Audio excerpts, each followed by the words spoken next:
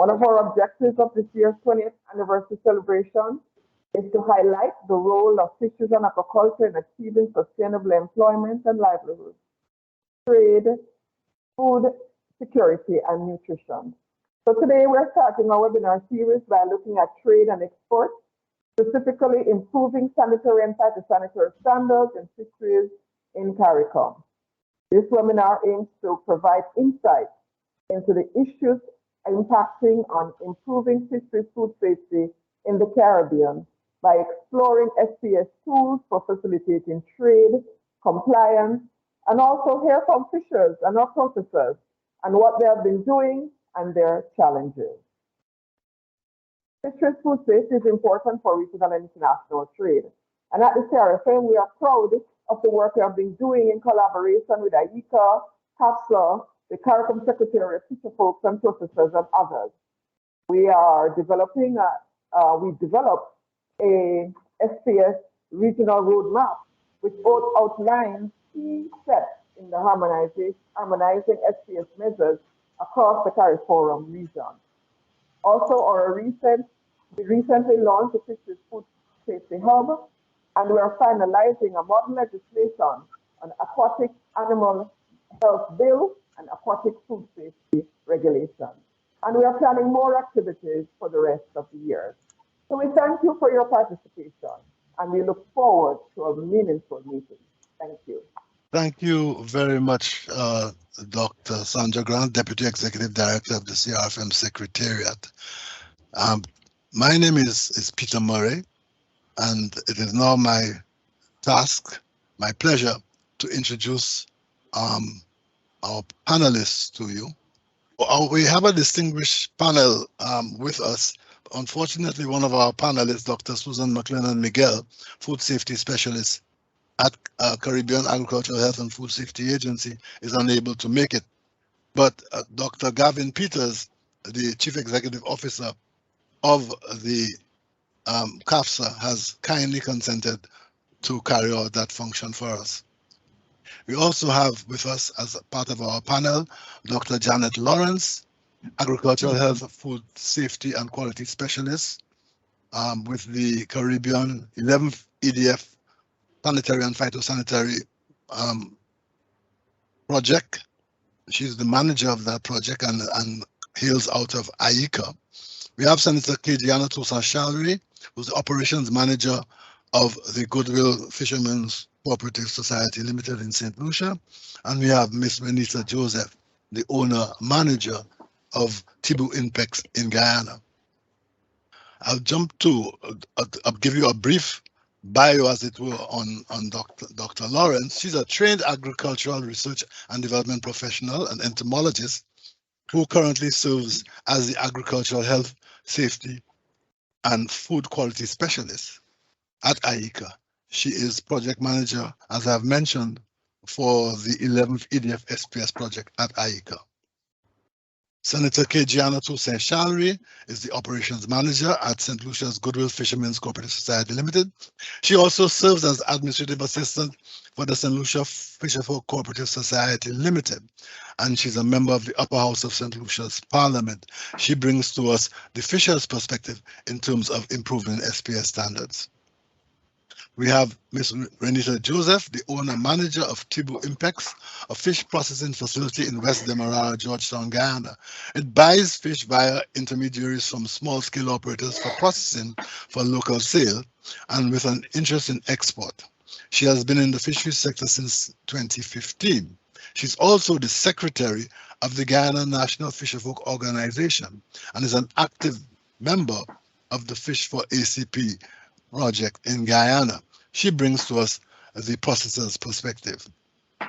After the panelists have made their presentation, we move into a moderated discussion. The moderated discussion seeks to bring out a look at engendering stakeholder buy-in on the importance and utility of standards for intra-regional and international trade. This will be moderated by Ms. Sanya Compton, who is a consultant with the CRFM Secretariat. She has studied and worked in the area of marine science and policy for over 15 years. She has experience in marine and ocean governance, sustainable development, social impact assessment, and youth and gender empowerment. And while concluding her PhD, as she currently is at UWI Sermis, she's providing technical support for various projects, programs, and initiatives at the CRFM Secretariat. I'm just giving you a quick look at some of the resources that we have available that you can access after the webinar.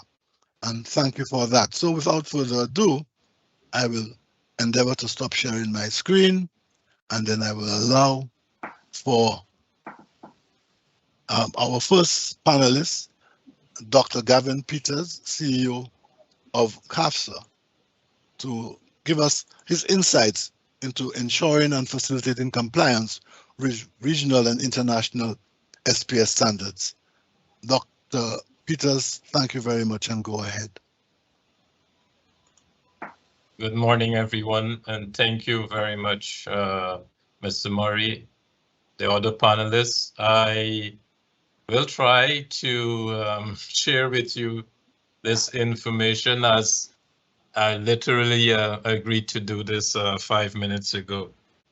But my insights from a CAFSA perspective on sharing what are as it relates to compliance with the SPS standards. And when we say SPS standards, but we are referring to the standards as it are referred to by the SPS agreement.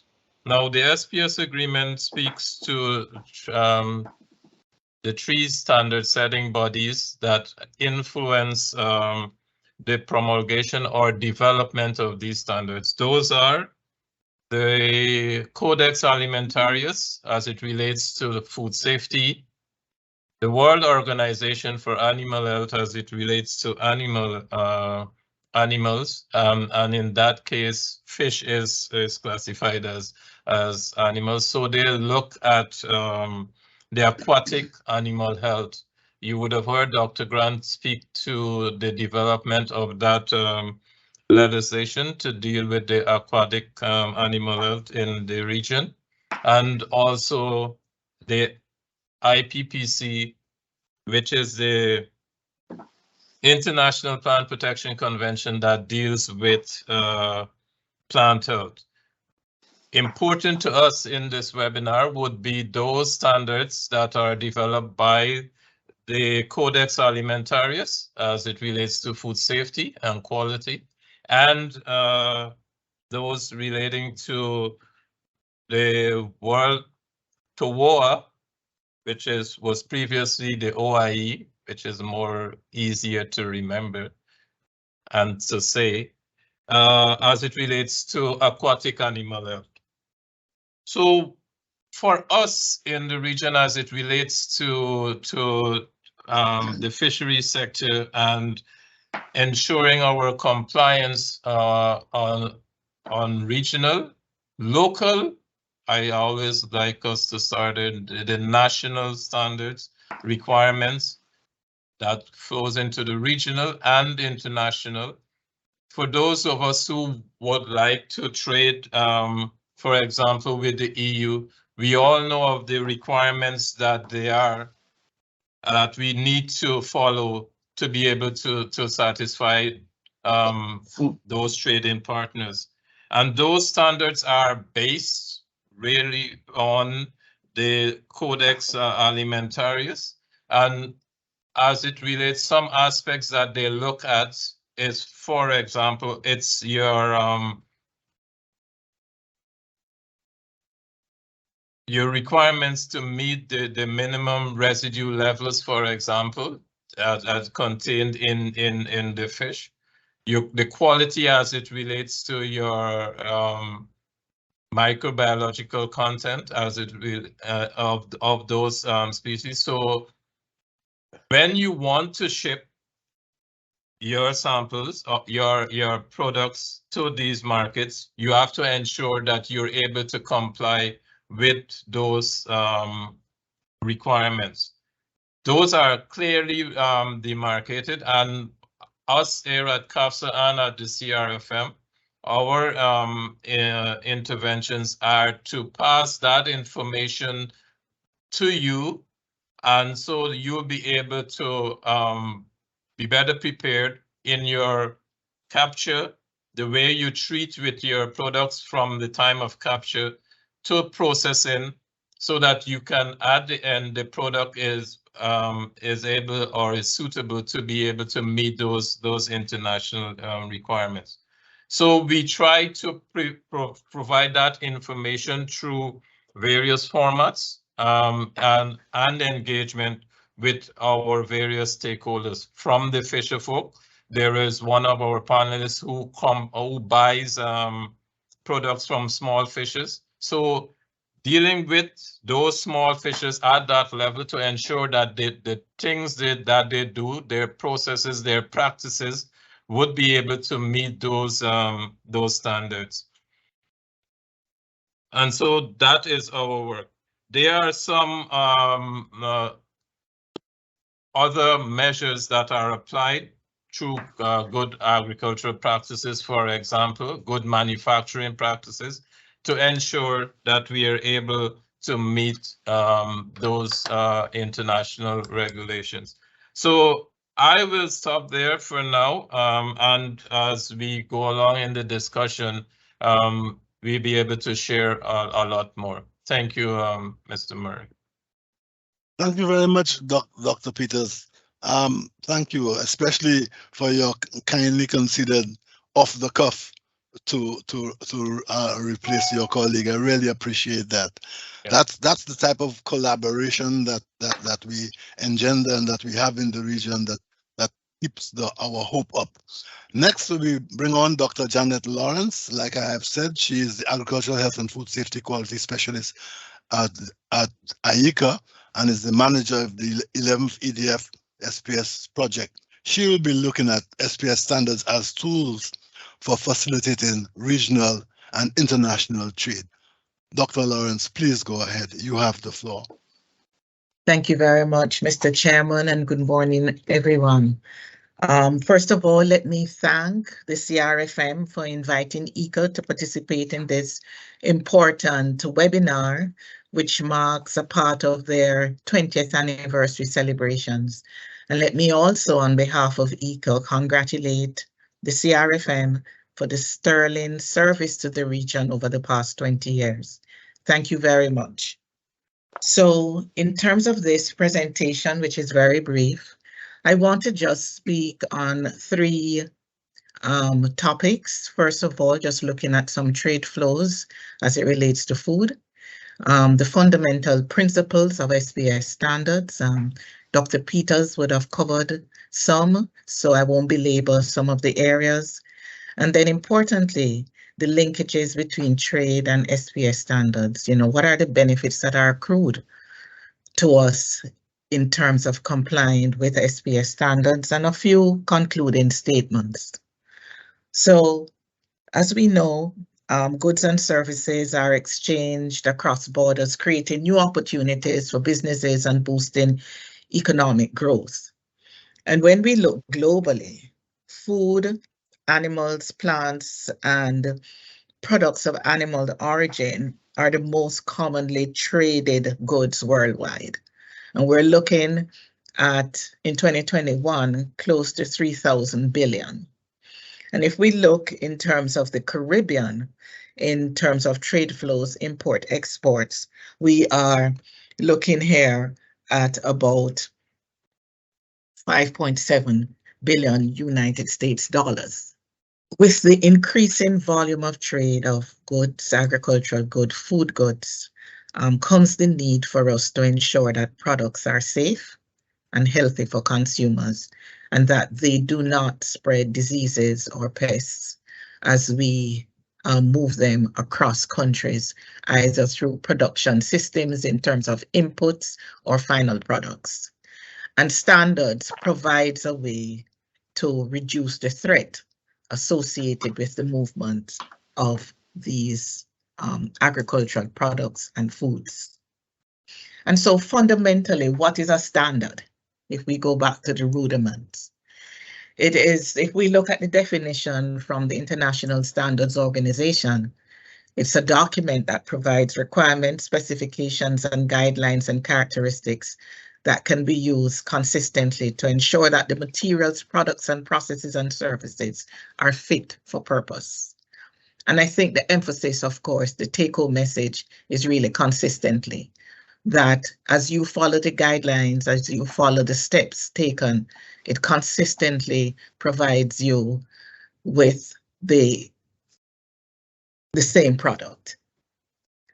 And I like a quote that I saw in a publication by the FAO that says food standards and trade go hand in hand in ensuring safe, nutritious, and sufficient food for a growing world population. And I may add that food standards and SPS standards are key for us in the region to boost intra-regional trade and attain our goal of reducing the food import bill by 25% in 2025. In terms of standards, we have, so what are SPS standards trying to do, given what we have said before? Protect human and animal life from the risk of additives, contaminants, toxins, or disease-carrying organisms in food, beverage, and feedstuff. Protect human life from plant and animal carried diseases. Protect animal life and plant life from pest and disease causing organisms, and to protect us as a region and as a country from the entry and spread and establishment of pests. And this is very critical. Many times in trade, people are focusing a lot on the food safety, but for many of us, our ecologies are what we sell through our tourism product. And so having invasives coming in is very detrimental and very, very impactful in terms of a negative impact on our economies.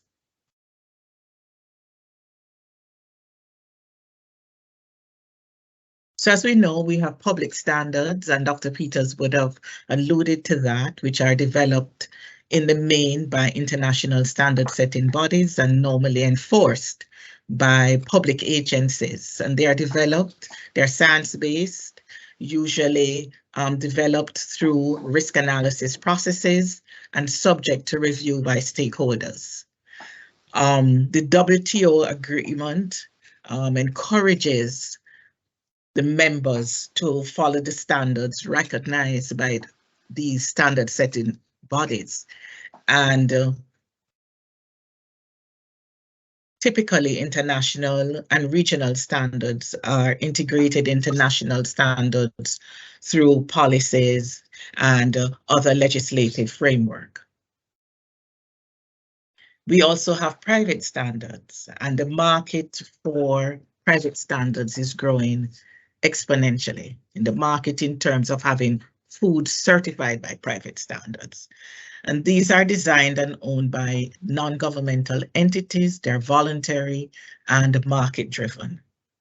There are concerns. They are typically driven by not only food safety concerns, but environmental and social issues, such as the sustainability of fish stocks and the type of measures that are being used in terms of the whole ecology of aquatic systems. And so it brings us to the point of, okay, so standards are here to assist to reduce some of the threats. And that's one of the main things that we want as we move fish and fish products across the region and across the world. But what does it do in terms of trade when we adhere to SPS standards? It promotes efficiencies in the trading process in terms of the movement, release, and clearance of goods. Products meeting international standards are more widely accepted and result in fewer restrictions. It minimizes trade disputes, which, as we know, are very costly and timely, because there is a common language. and therefore products meeting the same standards are more widely accepted. It reduces the risk of trade disruptions from rejections and import bans. And of course, therefore, this plays a very critical role in terms of the consistency of supply of products. Next, it plays a role in terms of engendering relationships among trading partners. And when you have a trading partner that consistently you have products that are meeting the requirements that you need, this really does strengthen relationships. And this also, of course, allows us to be able to expand the current markets and explore new market opportunities.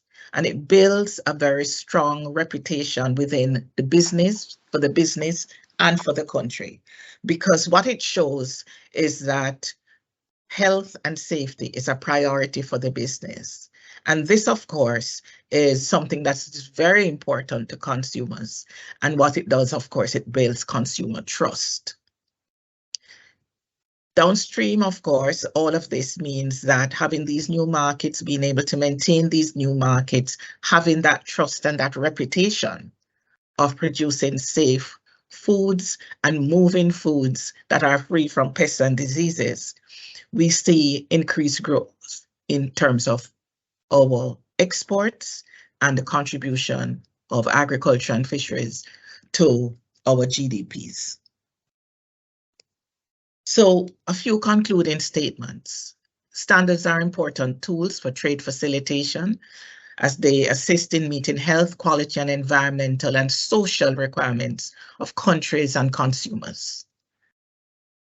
It provides a need to improve trade efficiencies and the consistency of supply of inputs and final goods.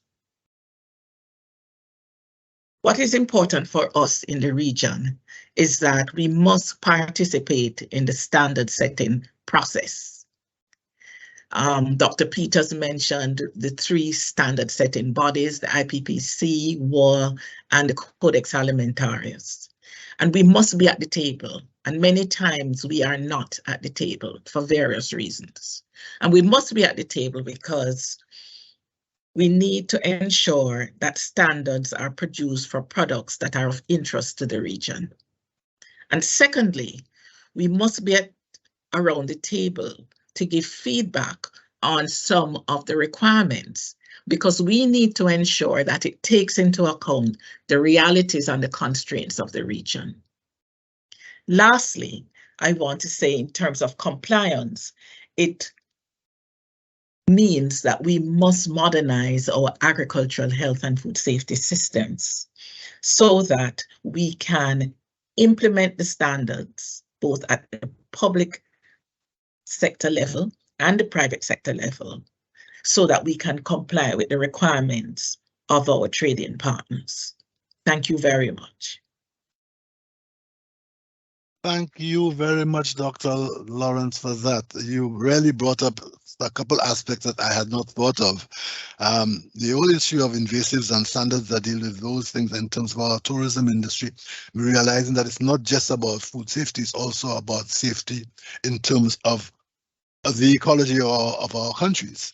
And also, you emphasize the importance of us being at the table and participating in the global standard setting process. And I think that's something that we very often fall by the wayside. I move on now to Senator Kejiana Toussaint-Shalri, who will be giving us the fisher's perspective. From the fisher's perspective, what can we do? What are we doing in terms of improving SPS standards? Senator Shalri, over to you. Thank you. Thank you, Peter, and thank you for having me.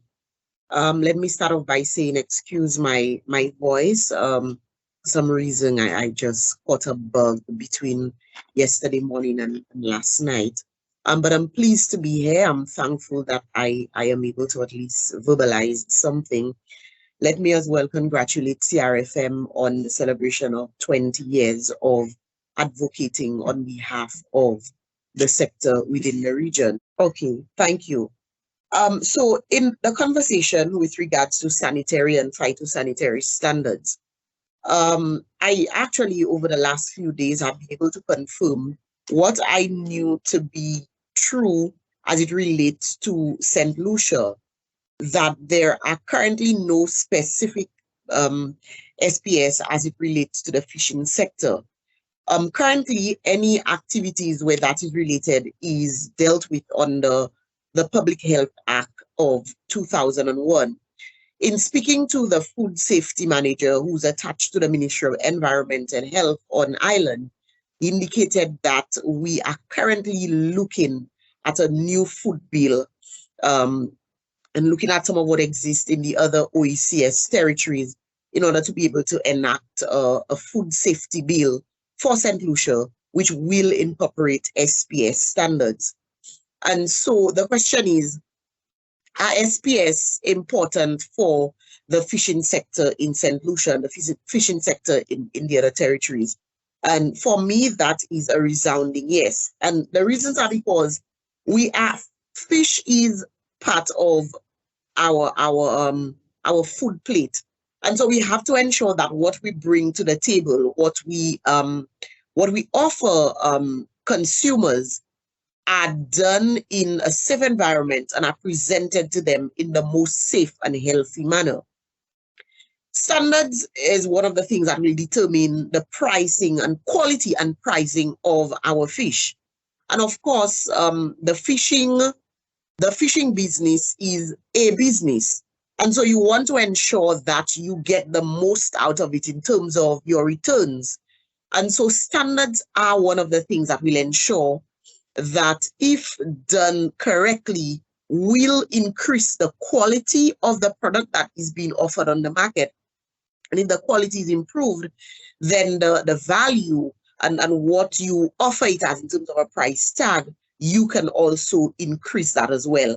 And so because of that, setting of standards are very, very important.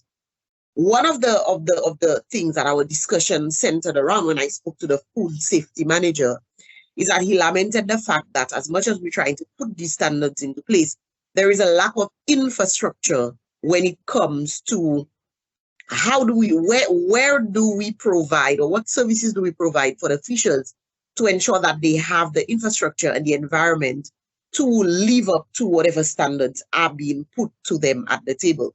So, for example, are there infrastructure for the proper scaling of fish, proper from capture?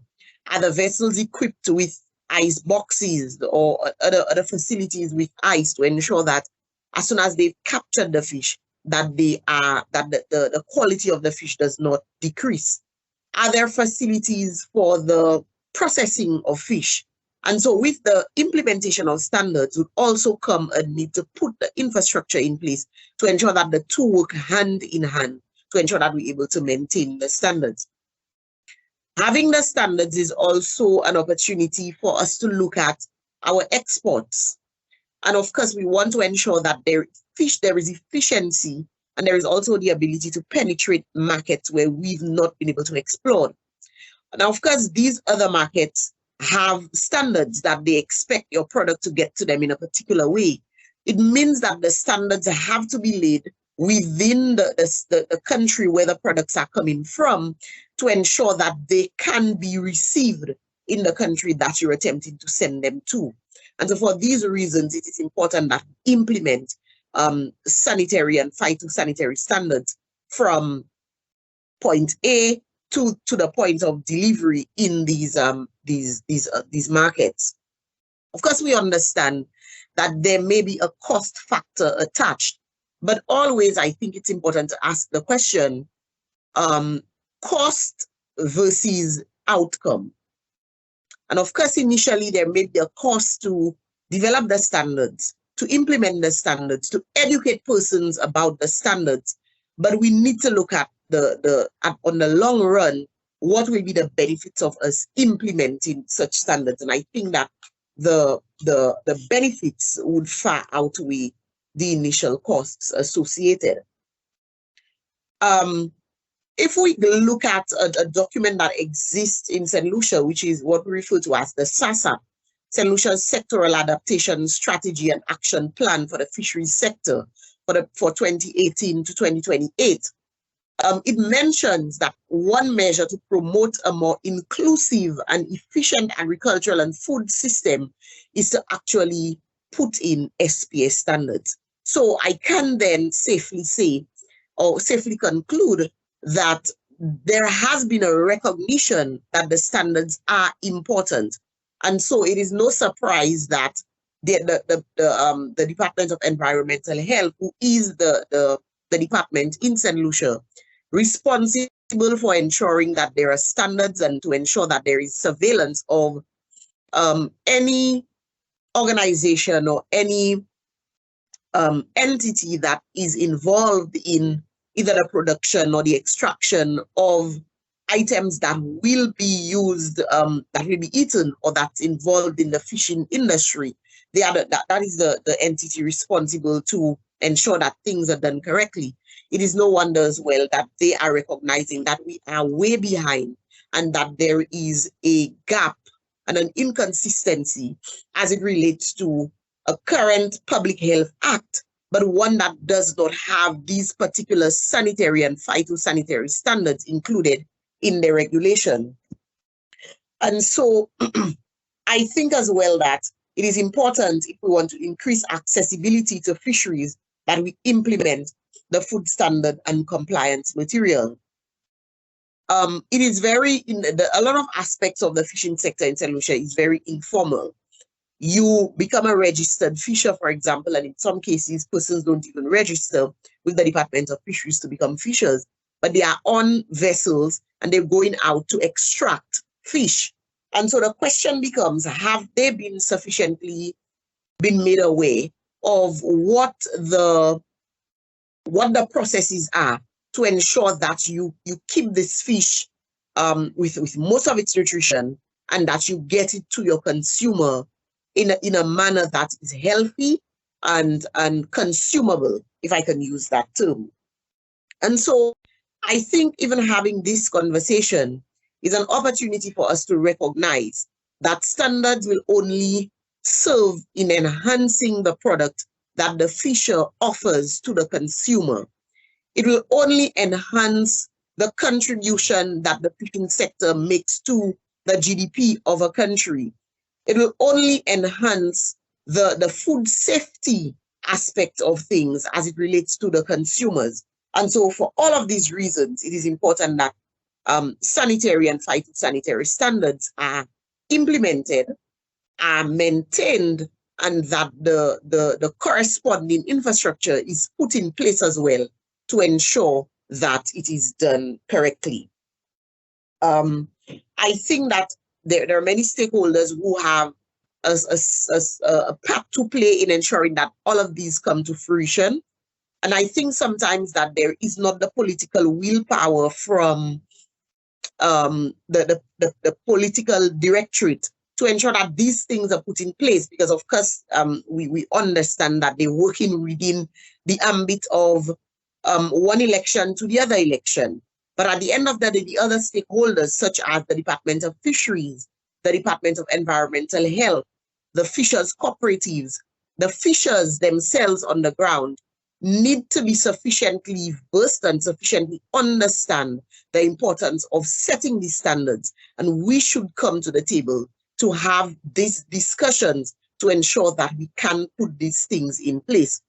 There is also the support of our regional partners, such as CRFM, for example, CNFO, who should be at the table to ensure that there is very little differentiation between what happens in one territory as compared to the other territory, because I think there is value in us coming together to ensure that we set these standards. Again, I will end like I started, that anybody who goes into the fishing business, they have gone into there to ensure that there is value for money, to ensure that they can feed their families. It is a livelihood.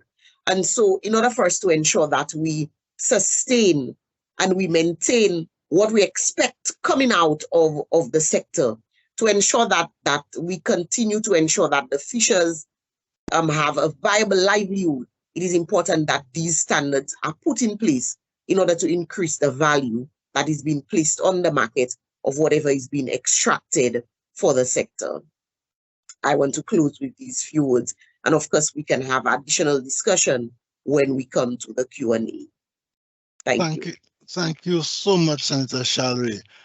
Two things that really stood out for me was the importance, the linkage you made between standards and the price that can be asked for by the fisher, and the issue of infrastructure. Very often, I think we talk standards and we don't see that the necessary infrastructure in support of the implementation of these standards is there. The question of legislation, of course, we at the CRFM Secretariat are working with CARICOM and with CAFSA and with CDB, looking at issues related to model legislation and CARICOM standards for fish and fish products. So with that, thank you so much, Senator Shalry. I move on to Ms. Renita Joseph, owner manager of Tibu Impex Guyana, who will give us a processor's perspective on the issue of improving standards. Over to you, Ms. Joseph. Good morning, everyone. I started processing fish with two basic knowledge, and that is grading fish and icing fish. An opportunity was given to me, and I took advantage of that, and that was a grant from CRFM. So today I want to seize that opportunity to thank CRFM and Megapesca for the training provided to Tibu. The knowledge acquired is essential for the needed progress in my business. Earlier this year, a representative from FDA visited our processing plant. The outcome was rewarding since we used the knowledge gained from the training for the inspection. Thank you once again.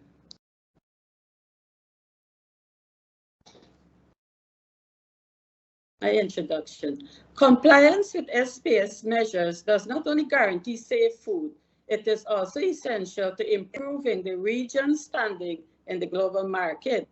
As fish processors, I say we are the end game, as unsafe food can have severe health implications. So it's crucial for our organization in the food supply chain to follow steps to ensure the processes and products are safe. So as a processor, I had to narrow because our country, when it comes to fishing and fisheries, we're in the baby stage. We're now putting pieces together. From my training, I try to put myself in a circle, and for what I would have learned, I can speak for Tibu, what I've done to help me to reach the SPS standards. The first thing I did was attend training sessions. This is a testimony of attending training sessions, workshops, and any training materials I can get hold of. I would use that to improve my business. I also collaborated with fisheries governmental organizations, and from the introductory, I'm the secretary for the Guyana National Fisher Forks and with the Fish for ACP project. I collaborated with fisheries to have more knowledge, and I used technology to help me to have fast and accurate information, because data in our country is a problem with the book. And one of this example I use is like I've learned about the traceability system. So I tried to have a program of which I'm working on to make that easier for me. And the most important one was my documents and records, of which I had little or none. So now we have a ton of documents that I have to implement, which are some examples, the suppliers, cleaning, sanitation, personal hygiene, and traceability recalls. This will help me to prevent and remove food safety hazard. You have to understand that whatever knowledge I have would have been the one that I would have acquired from the training.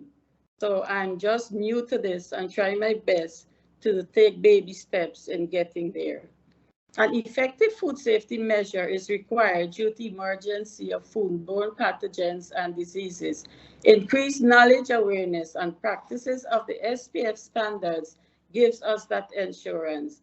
So let's all do as first processor and everyone in the processing, let's try to do whatever, play our part to acquire this standard. Thank you very much. Thank you a whole lot, Ms. Joseph. It was really interesting that you took us through the process, your process in getting to where you are, and you acknowledge the support given in terms of training. You mentioned CRFM and Megapesca, but it would be remiss of me not to remind that the support for this came from the 11th EDF SPS project, the fisheries component, implemented by AICA, but it was really, yeah, it was very useful. Thank you to AICA too. Sorry. Oh, yes, definitely. It was very useful to get that perspective from a relatively small business entity and relatively young in the game, and how you saw from your own experience the improvement of standards benefiting your company. So thank you so much for this. Now move to our moderated discussion. The moderated discussion focusing on engendering stakeholder buy-in. This is going to be moderated by Ms. Sanya Compton. It is the opportunity to have questions back and forth from the audience. Please note there is the Q&A that you can use. You can also, we will monitor the chat in the event that you have trouble accessing Q&A. But for this, over to you, Ms. Compton, Sanya. All right, thank you, Peter. And yes, welcome everyone to today's webinar. And as Peter would have said, this is our moderated discussion component of today's webinar. So we would have heard our panelists speak about, just to recap a bit, speak about facilitating compliance as well as the importance of complying with standards and requirements for interregional and international trade, as well as the importance of being at the table and being part of the conversation on standards. We also heard a fisher's perspective, where quality, safety, and having the necessary infrastructure and supporting public policies in place, can help the fishers to become more aware as well as build their capacities. And we also had a perspective from a processor where she shared, the importance, how critical it was to have food safety compliance in place, as well as building capacity through collaboration, use of technology, as well as the importance of the documents that informed on SPS. So for today's discussion, as Peter indicated, we will field questions from the audience. And persons, again, are encouraged to use the Q&A feature if they're able to access it, as well as the raise your hand feature. Or if you can't get to the Q&A feature, you can drop your questions in the chat, and we will periodically monitor that. So how we're going to do this, either you raise your hand, you would introduce yourself briefly, your position and your country, as well as if it's a question to all panelists, then you can generally state the question, or you can say which panelist you're directing your question to. So for example, if I'm going to ask a question, my name is Sanya Compton. I'm a consultant with CRFM representing St. Vincent, and this question is to Dr. Lawrence, for example. All right, so do we have any questions now to start us off with today's discussion? Yes, so I see a raised hand from Andre Kong. You can go ahead and open your mic. Thank you very much, Chair. I have several questions. I'll start off with the first one, which I'm not too clear about. I'm Andre Kong from Jamaica. I'm an independent consultant, fisheries consultant. The first question, are there any regional CARICOM SPS standards? Are there, because because I have not heard, and I know of many intentions to harmonize SPS standards, trade standards across the region. So the first question I'd like to ask, are there any such standards, which would be the foundational point of departure? And very quickly, I'm putting this within the context of the fact that SPS and various standards, which includes a whole host of things, as in another workshop, I had mentioned the whole issue of conservation. There are other issues apart from SPS, including animal welfare, conservation, so many different other things that are related to trade. So I wanted to find that out and to just get an insight of where we are with regards to this. And I'll have some follow-up comments after that. Thanks. Okay, thank you, Mr. Kong. And I think perhaps Dr. Peters or Dr. Lawrence can begin addressing Mr. Kong's question. Thank you, Mr. Kong, for your question. And in a general sense, I can say no, we don't have regional SPS standards, say, as was developed and agreed to or passed by the region. What we do have, and in the process of getting to that, we have developed 19 guidelines for trade in agricultural products. These are 14 are plant-based and 5 are animal-based. Actually, we don't have anything on fish, but there is a second phase to that process where we are working on moving those guidelines to standards. So we will be shortly moving, I think, 4 or 5 of those guidelines to standards. So that would be, we can say, the first set of regional SPS standards that would be developed. As it relates to the other areas that you mentioned, as for animal welfare and conservation issues, as it's specifically, I think you're referring to the CITES part of it that looks at standard. What we do in the region, however, is follow the standards that are developed by the 3 standard setting bodies that I spoke of in my presentation at the start. So we in the region follow those standards, the standards set by WOA for animal health, and that includes animal welfare, and standards set by the IPPC and standards set by the Codex Alimentarius.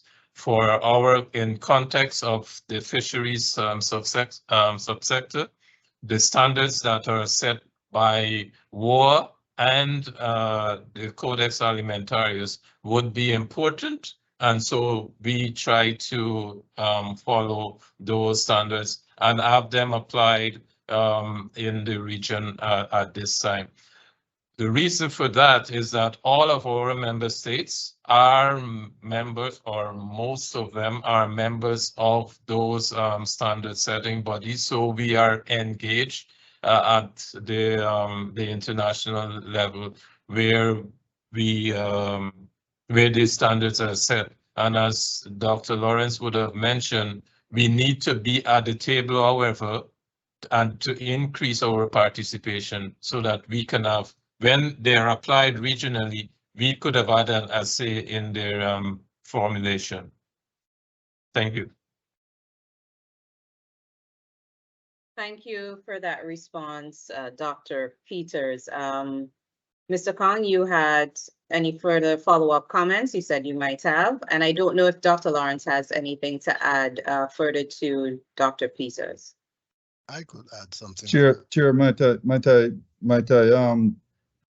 give way to His Majesty Peter Murray, because he might very well answer many of the questions that I have. Thanks. Sure. After him, I will intervene if you don't mind. Okay. Thank you very much, Excellency Kong. I needed to reiterate something I alluded to earlier on. We have been looking at the question of standards. The CRFM on EDF project had developed some guidelines and manuals generally for food safety, different aspects in the fishery sector.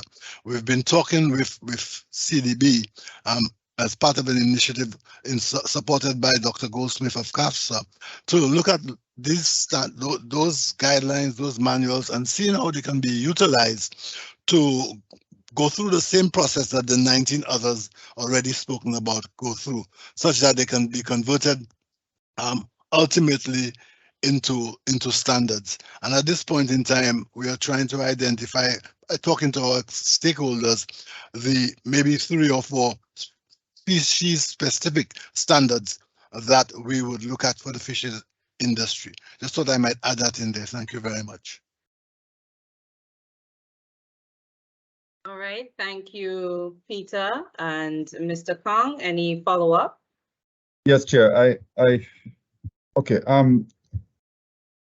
The reality is that in many instances, and let me take a couple of seconds to make this point. Is it accurate to say that in the main, national standards, if they exist, are enforced at different levels? That is, if they exist.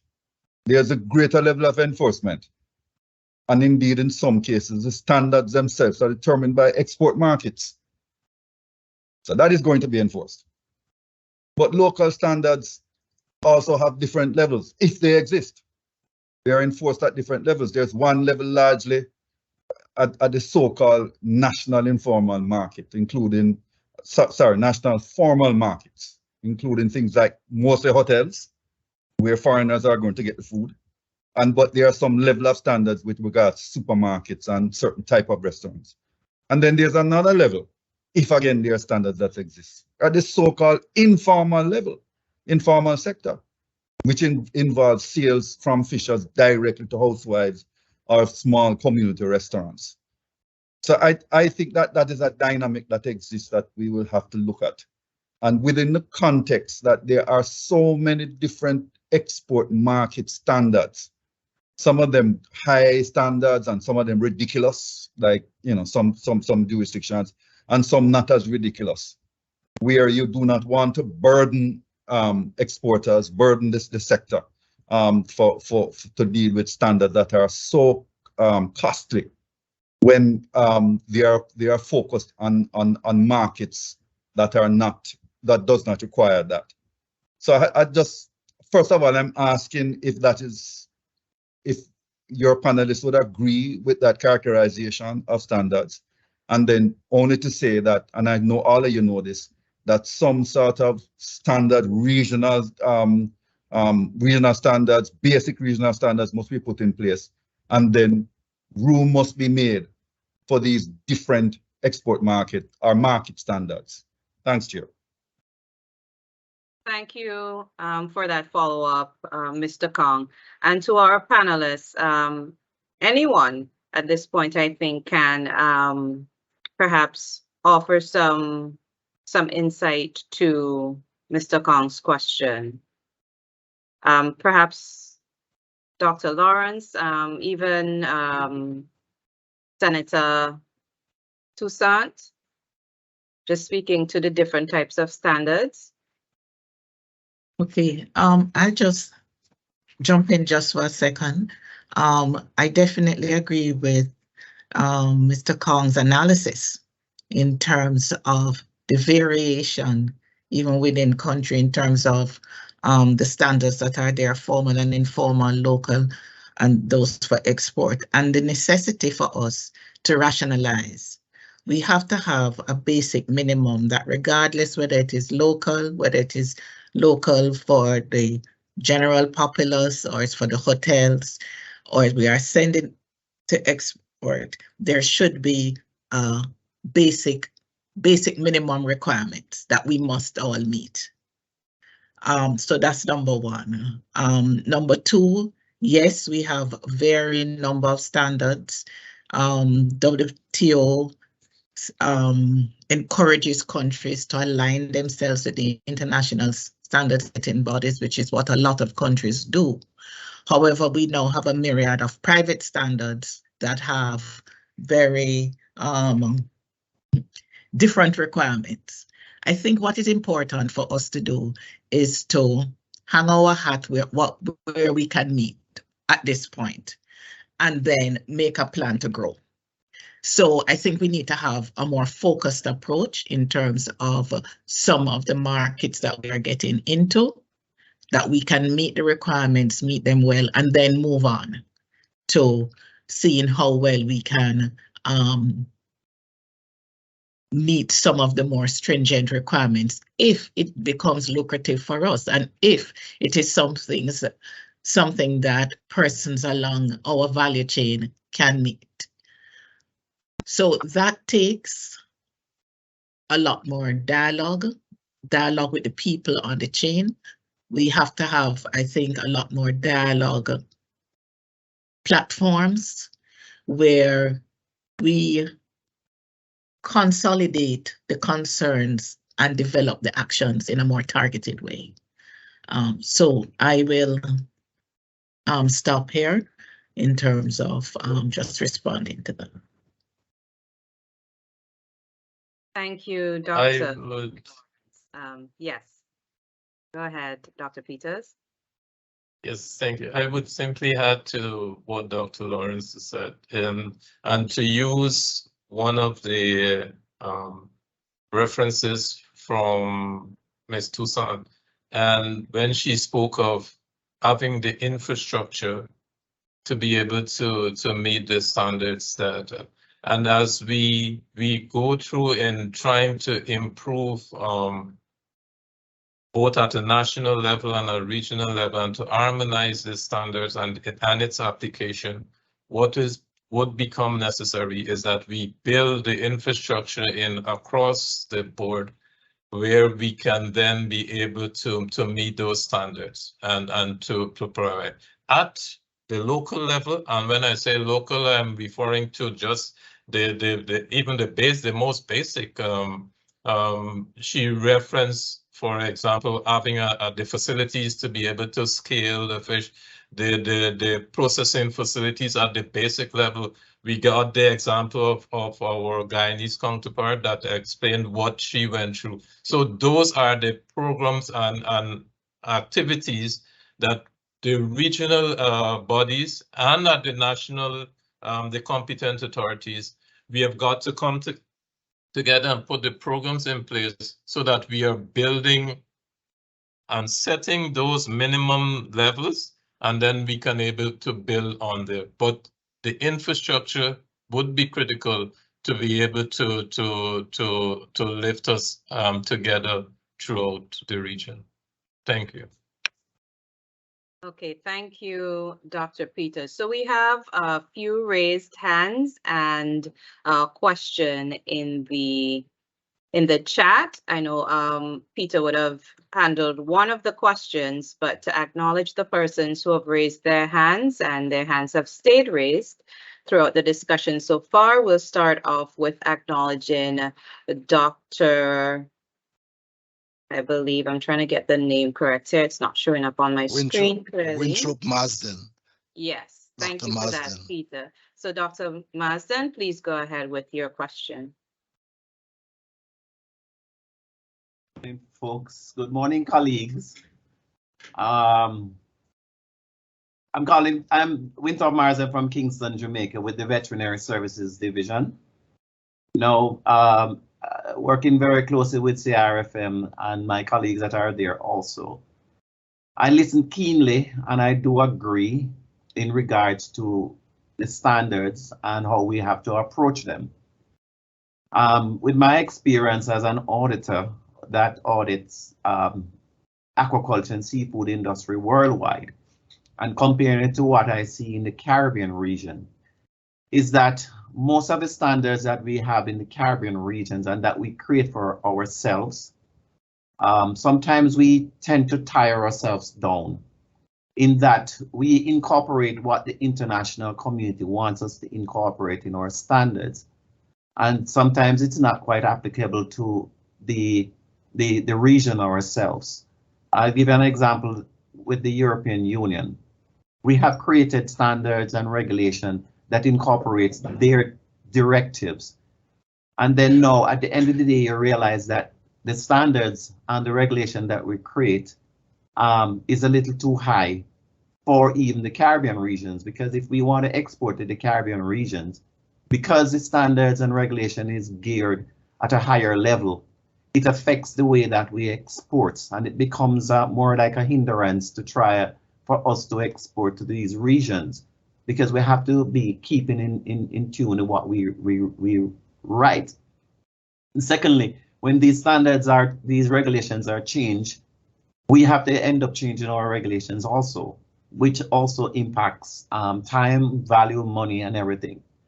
So, as my colleague also say, I have seen where there are standards that are national standards that are created. And then I also see where they create standards for a country. I was impressed when I went to, for example, India, where they have standards for EU, standards for Russia, standards for Japan, standard for the US. And when I go to the microbiology lab, when a sample comes in, it has to state which country, because the lab automatically starts to process the sample based on the country. So they know if it is going to the US, it might not require listeria. But if it is going to the EU, for example, it requires listeria. If it is going to Russia, it probably don't require anything. And so they spend their time to develop standards, regulation that are around other importing countries. That's what Mr. Kong had mentioned. So we need to also look on how we create these standards, have our basic standards, as well as have standards created for the countries that we are going to trade with. So it makes it easier at the end of the day, where we don't get ourselves bogged down with standard from various countries, tucked in one document, and causes problem at the end of the day. Thank you. Thank you, Dr. Marsden. And I was jotting down notes, and that was one of the things, what is the nexus between national, regional, and international standards, especially when, you have to be compliant, but there are so many different types, or in some cases, no real standards to meet, depending on, where you're exporting to. So interesting, and thank you for that intervention. So at this time, I would like to acknowledge Mr. Kong again. Your hand is raised, so you have the floor.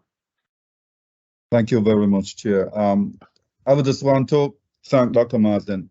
You mentioned a very important point. Incorporating export market standards into our national legislation is, might I dare say, foolhardy, and place undue burden on our local producers that service, in some cases, only the local market. What is necessary, in my view, are specific standards for different markets, various export markets, and for and indeed some set of standards for the domestic market. And I'll just make my final point here. I just want to underscore and emphasize the importance of other trade requirements, conservation measures, and it's not just CITES. The US have a Mammal Protection Act. There are various acts that looks at the protection of seabirds, of sharks, of turtles, things looking at animal welfare, issues to do with IUU fishing. The EU, many of you might know this, that a CAT certificate has to be issued before any product can go to the EU. And what it is the competent authority verifying that these products were harvested are not harvested through IUU fishing. So I just want to underscore that this whole issue of trade, even though we are focusing on SPS standards and other issues, these things go hand in hand, and it's becoming more and more and more relevant with regards to the export market. So I would really like to if the panel, any of the panelists wish to comment on that, And as I promised the chair, this is my last comment, unless I am constrained so to comment again. Thanks, Chair. Madam Moderator, while the panel cogitates on the Honourable Kong's last input, I want to note in the chat, Ronald Gordon has asked, what's in place to guide or assist a fisher in meeting the SPS standards of a prospective market? I don't know if anyone wants to take that one on while they're thinking about Mr. Kong's last intervention. Thank you, Moderator. Thank you, Peter. So yes, tossing that to the panel, the question from Mr. Gordon, and I will repeat it again. What's in place to guide or assist the fisher in meeting the SPS standards of a prospective market?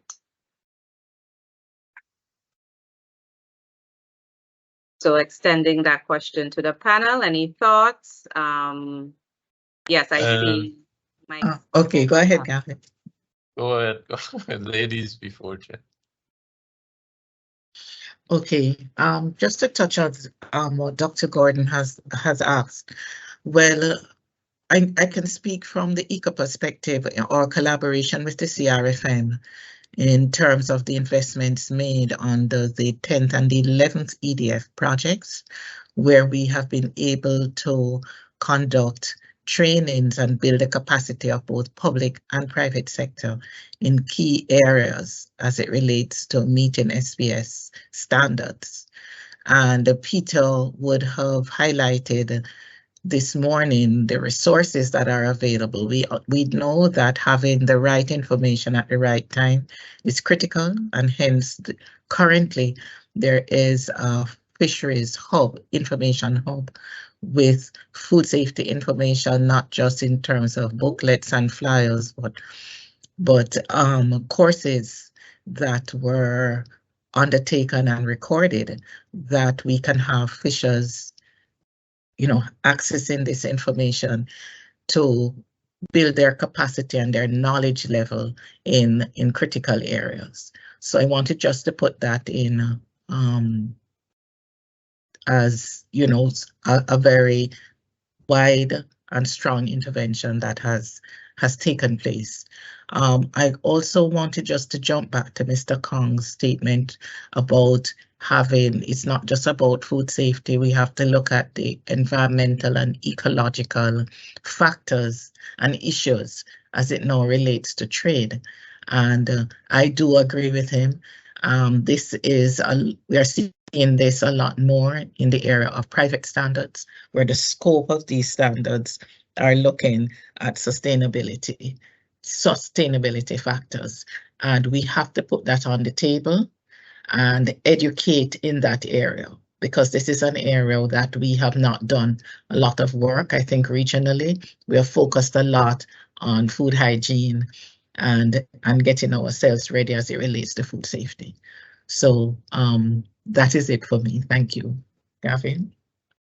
Yeah, thank you, Janet, for that. And just to compliment by saying in the chat was posted by, I think, from Megapixel, a series of manuals and guidelines that are really some of the work that Janet is speaking to, that were created to be able to educate the fishers to be able to meet these markets, and they develop their processing and practices on a daily basis. Because that is basically what standards are geared towards, that in your daily activities and routine, you are doing a set of practices that will ensure that at the end, the product is safe and can meet the requirements.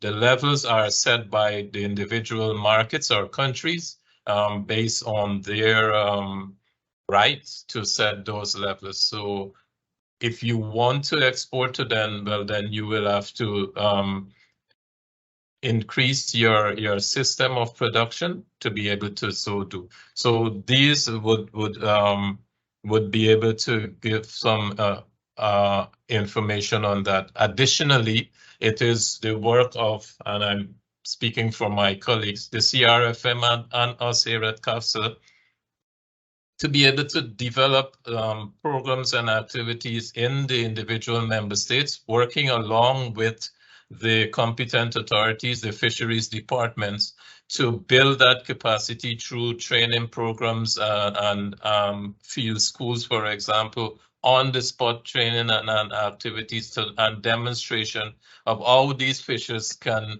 improve their normal practices and routine. When they go out, you remember you have to take an ice box with ice to be able to put your fish on ice. Simple things like that, but important information to be transmitted to the fishers and to meet them at their level, so that then you can gradually improve their practices and the infrastructure necessary to be able to meet those quality. I also want to emphasize that while we may focus on meeting the international markets, or because of how lucrative it is, we have to remember our people, us, we have to consume the same fish. So our work should be geared to ensuring that we are meeting the quality, so that when we sell a fish to our mother or a sister, it is safe, and so that it can be consumed, because it affects us. It is our health that would be affected. So that is our first, should be our first priority, to ensure that the fish we sell at the local market can meet those standards that we set for ourselves locally and regionally. And as it relates to Mr. Kong's point on the other areas that we need to focus on, just this morning I received a newsletter from Info, where they're speaking of an SPS measure that would be implemented. For example, if you want to trade in certain products, you have to show a certificate that it came from an area where there was no deforestation in its production. That means since 2020, there was no deforestation involved in that. Similar as that the catch didn't come from that fishing method that he spoke of. So these are more and more the requirements that we will have to meet when it comes to fishing. And so, yes, I agree, we will have to start putting the systems in place to meet those compliance, because now you will have to say I think it said by 2024 December, you will have to show that form of production did not take place. So that would be my response, and thank you. Thank you, Dr. Peters. Just to let folks know that we're getting ready to wrap up this session. So within the next 5 minutes, we're going to close off discussion. I, at this time, want to acknowledge our panelists, Kejiana, Senator Kejiana. You can go ahead. You have the floor. We'd love to hear from you. Thank you, Sandra. In terms of the levels of standards or the groupings of standards and where do we start, which ones do we prioritize or implement? It is my opinion that we have to start at the basics. I think a lot of us grew up on the concept of charity begins at home, and I think that's where we should start. With the view, of course, to have a strategic path to improve and to grow on where we've started, to meet the specific export country requirements. And some of it has been mentioned before, for example, fish on ice, and basic things like that. I think we have to start there. We have to be able to impress upon, especially the extractors of the fish, that these are basic things that we can do to ensure that we preserve the quality of our fish. I think as well, I'm not sure whether that holds for the rest of the territories, But for us in St. Lucia, a lot of persons who are actually involved, not necessarily the owners of the vessels and the fishing businesses, but those who actually do the extraction, the actual fisher who goes out. The reality is a lot of them have very basic education. And so I think that we have to start there. We have to be able to impress upon them the importance of doing things in a particular way. And I always advocate that unless we're able to show them how it affects their pocket, how it affects their bottom line, and how doing it that way will only yield greater income, greater benefit for them, that it might be difficult to get it across. But it is my opinion that we have to start at the very basic level with the view to building on and improving as we now want to segue into the export markets and tapping into markets that we probably have not gone into. Thank you. Thank you, Senator Toussaint. I would like to, at this time, acknowledge a question that was asked in our Q&A section by Sarita Williams-Peter, the Chief Fisheries Officer for St. Lucia.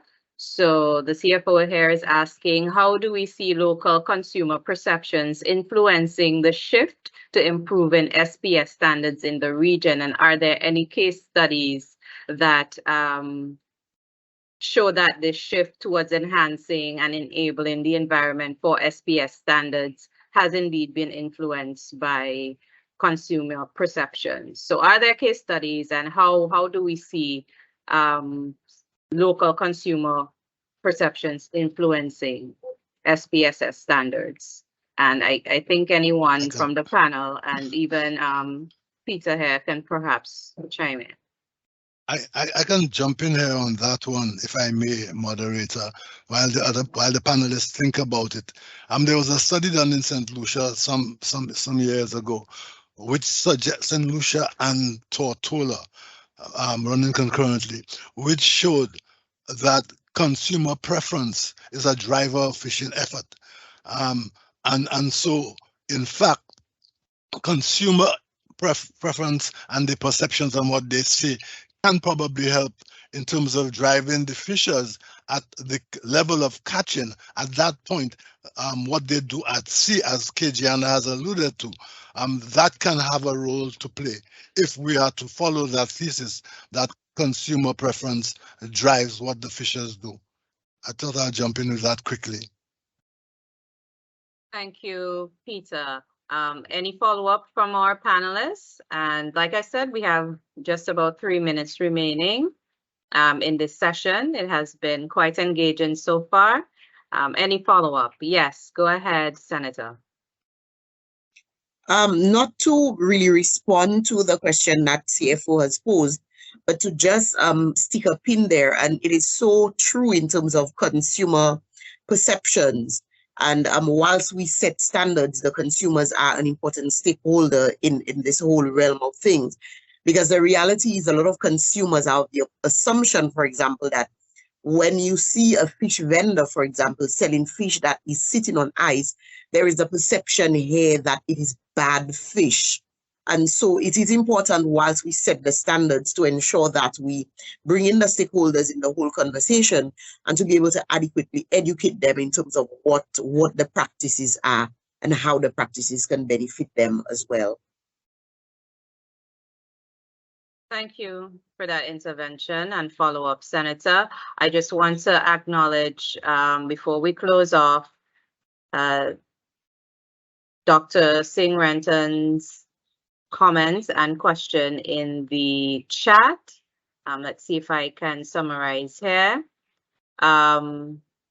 The comment/question is concerning how you see standards being addressed at the local or community village level. For example, traditional practices of drying and salting. How can we help fishers or vendors with few finances to still remain in business in light of the impacts of COVID-19? So again, to the panel, and perhaps I'll repeat that. How do we see standards being addressed at the local community level? That's the long and short of it. I think we would have, in some ways, addressed that when we spoke to Kadiana, would have mentioned some of the things that we do when we work with at the level of the local community, the village community, with the fishers, and meeting with them, sharing information with them, holding sessions with them, demonstrating sessions. Those are the ways. You have to go and meet them where they are, in an effort to be able to lift everybody at the same time. So that would be mine. Thank you, Dr. Peters. And just in closing, I would acknowledge for the last time, Mr. Kong, and then we close off from there. Mr. Kong, you have the floor. Thank you, Chair. I was constrained. Forgive me. I just want to thank the speaker for mentioning capacity building, because it's just more, it's far more than education. It's building capacity. And of course, that ties it to Dr. Singh Renton's question. We have to build the capacity of the community. And with regards to the sector, I don't hear much mention about fish farmers and aquaculture, but I would hope that that is also involved in the process. I just want to make two quick points and to ask a question, if that can be answered. With regards to the ecological requirements, we must remember that legislation has to be developed and promulgated. So it's not just about SPS, it's about all of these things. So there needs to be the standard and it must be enshrined in legislation. That's one point. The other point is that we must also ensure the competence and capacity for SPS and other relevant tests. That is things like laboratory infrastructure. Some of these tests are very complicated and extremely expensive. So I suppose, I don't know if you can answer the question, where are we with that initiative? I am aware that CRFM, CARICOM, is looking at some initiative to look at the competent laboratory to at least do some of these really expensive and difficult tests for some export markets. Thanks, Chair. Thank you, Mr. Kong. Peter, or perhaps Dr. Grant would like to follow up on some of that from Mr. Kong. Well, I could quickly jump in if I may. And I also answer Francis Chopin's question in the chat, where he asked about at the national level specific action plans, to say that there is a CARICOM roadmap for implementing SPS measures prepared on the 11th EDF project. In terms of Andre's question, I think that essentially the draft model CARICOM SPS legislation does take into consideration some of these issues, and we're going through the process, the CARICOM process, of seeking to have this model legislation approved for countries to utilize as a checklist to see if what they have in place is consistent with that. The opportunities for branding in the tourism sector, I think, is an important one. The linkage between fisheries and tourism and what I call co-branding of them that Christian Shanga Singh has mentioned in the chat is also something that is worth considering. Some years ago, CRFM Secretary had looked at that nexus. So yes, these are all valid points. I can't go much longer because we might end up having the system locking us out. Just one thing, just wanted to put on top of what Peter has said in terms of labs, that investments have been made through the EDF in terms of upgrading fisheries laboratories. And under this current EDF, we are supporting Grenada and Belize to with equipment and training and technical assistance to improve their capacity to conduct some of the tests required to trade internationally. So it's a step-by-step process. I think we have made some advancements that in the short to medium term, we should be seeing some impacts. So this now ends our moderated session, and I am going to hand things over to Peter for us to close off today. I would like to take the opportunity to thank everyone who was engaged in this lively discussion on standards. We saw and we see and can appreciate how important it is to have standards, but we do need to start at a basic level, whether that be it national or regional, in order to really aspire to achieving SPS that it can, enhance our quality and food safety across the region, and as well as contribute to our exports through interregional and international trade. All right, thank you everyone, and over to you, Peter. Well, thank you very much, Sonia. You've actually said what I might have thought of saying in closing. Just so what I will do in the interest of time is thank the panelists. Thank you so much, Dr. Peters, for jumping in into the fray and assisting us at the last minute. Senator Chalry, Ms. Joseph, Dr. Lawrence, thank you so much. Moderator Sonia Compton, thank you ever so much. The people who contributed, His Majesty Andre Kong, thank you for your, as usual, very thought-provoking questions, and everybody else, Mr. Gordon, Mr. Jana Ryan, all of you, thank you so much for being here. Just to remind you that this is the first of a series of webinars. We're hoping to have one a month. The notice that went out indicated what's coming up next. So thank you so much for being here. It was a pleasure hosting you. It was a pleasure hearing you, and I think you've given us some food for thought in what we as a secretariat can seek to do as we move from this first 20 years into the next 20 years. Thank you so very much again.